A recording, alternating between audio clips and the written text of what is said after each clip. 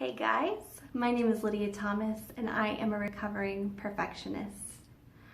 For most of my life, I have felt that everything depends on me and I act accordingly. I am typically jumping through hoops, making things work the way I think will be pleasing to as many people as possible most of my life.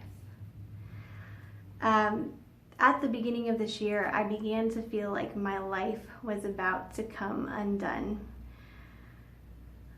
I struggle with depression, specifically with bipolar disorder, which means I have really high highs and really low lows. It is genetic, and in fact, I had an aunt take her life, before I was even born, take her life as a result of this disease. And it's kind of, she was 35 years old, I'm about to be 30, and it's kind of been the past couple of years, especially as I've lived on my own and navigated life on my own, it's been one of those things that I'm like, this could take me down anytime.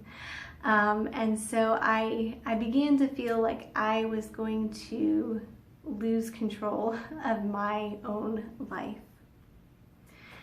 And I started really striving to keep everything under control, to keep things hidden and like everything is okay and all of that.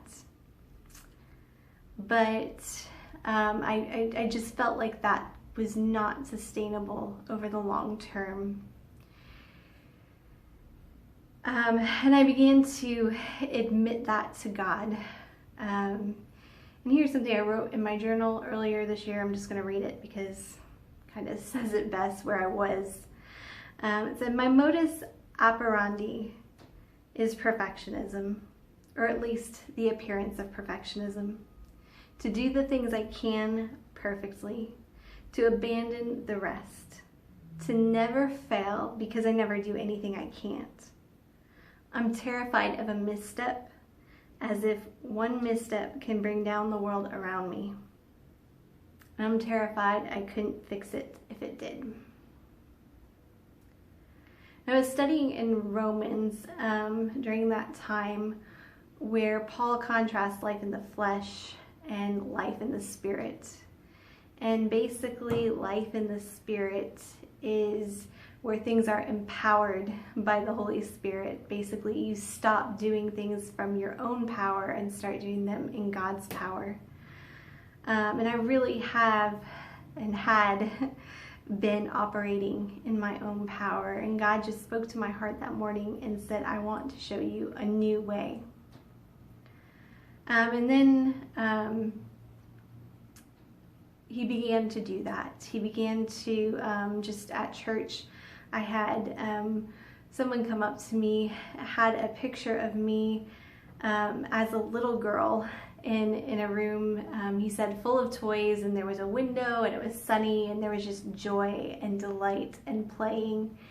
And it made me think of this picture that I have, and I've shared it on social media a couple of times this year, but I'm standing at the foot of a slide, the slide of a swing set, and I have something dangling from my ear and my belly's hanging out, and like I'm just kind of smirking in a very Lydia fashion, and I felt like I wanted to get that little girl back. Like that was going to be important in my healing from perfectionism.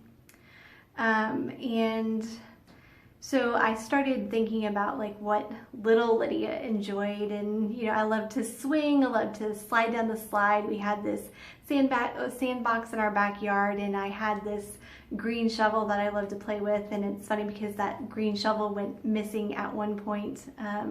I never found it again, but I went and like asked everybody like if they knew where it was. That was just the type of person it was. I still hate losing things, but I never found that green shovel, but I loved that green shovel. I remember that green shovel. I remember when it went missing. she liked to dance. She liked to sing while she would swing on the swings, and God just began reminding me of those things, and he told me to play, like to recover that little girl, play. And so I remember one Saturday in February, I was walking up and down the aisles in Target, I'm like, play. Like, I have coloring books and crayons. That wasn't really what I was feeling like doing. And there was like this discounted box of sidewalk chalk. I'm like, man, I used to love sidewalk chalk. And I like almost, I'm like, man, that's such a splurge purchase though. Like, should I really be spending my money on this? I'm like, going through this in my head, all the reasons why not to buy this sidewalk chalk. And eventually I did, and went home and played with sidewalk chalk for the afternoon. And it was really fun. From there, I was at Target again. I'm at Target a lot. A couple weeks later, and looking for something to watch, actually, a movie. And there's this movie, it's called Leap, and there's a ballet dancer on the front of it. And before, I had no idea what I was doing with my life. Before I wanted to be a filmmaker, before I wanted to be a teacher, before I wanted to be a nurse, before I wanted to be a doctor, I wanted to be a ballerina. I actually learned to dance at my dad's brother's wedding, learned to waltz. And so at that point, I think I decided I wanted to be a ballerina because I loved dancing so much. I was like, you know, this looks like it could be a good movie.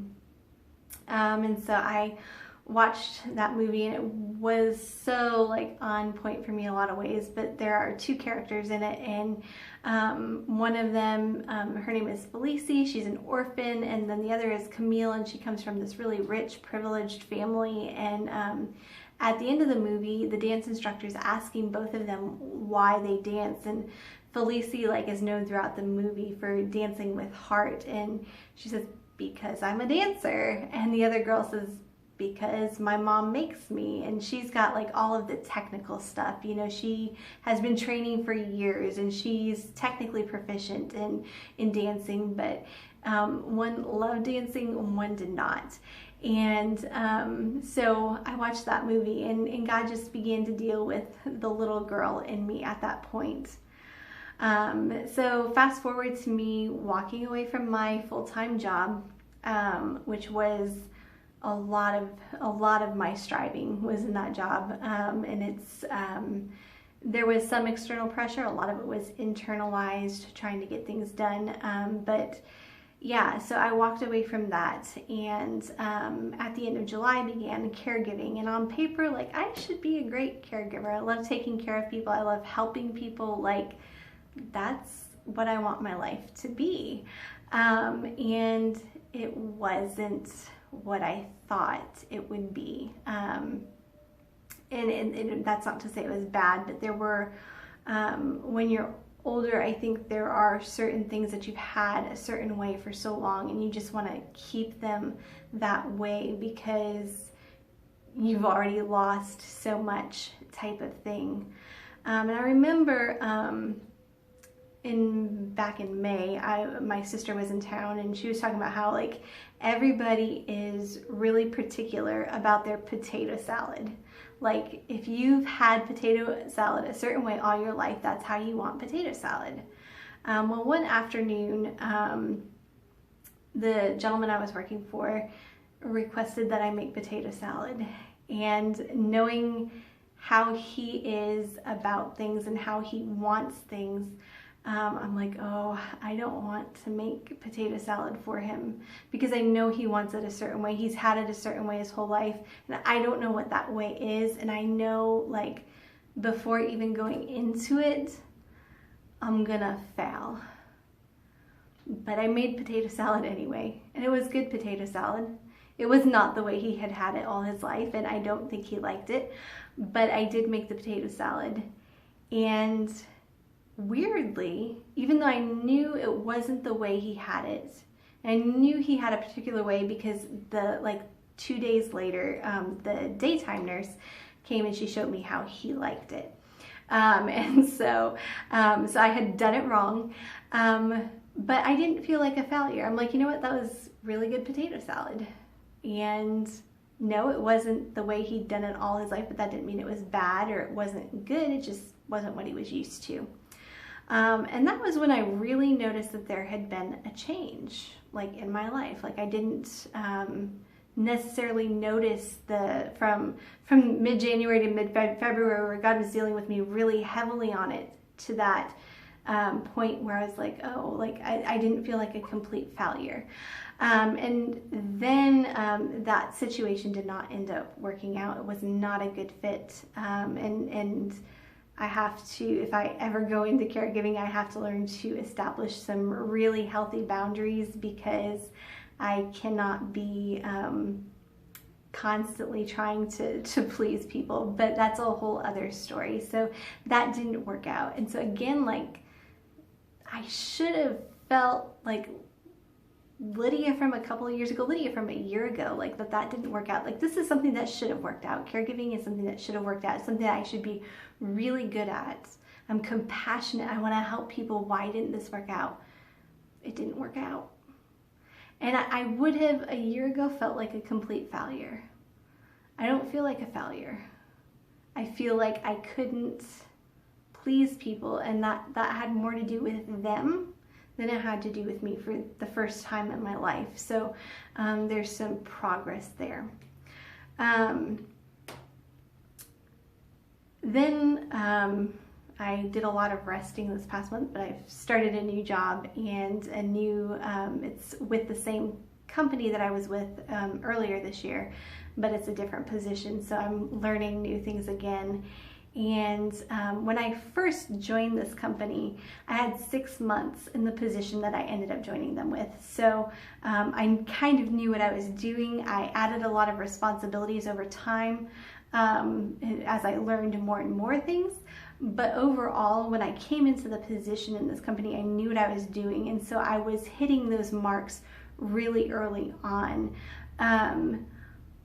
But my fear, like going back to this company in a new position, a position where I have zero experience, is like, oh gosh, they're gonna think I'm an idiot because I'm not gonna get everything right away because I don't have 6 months experience this time.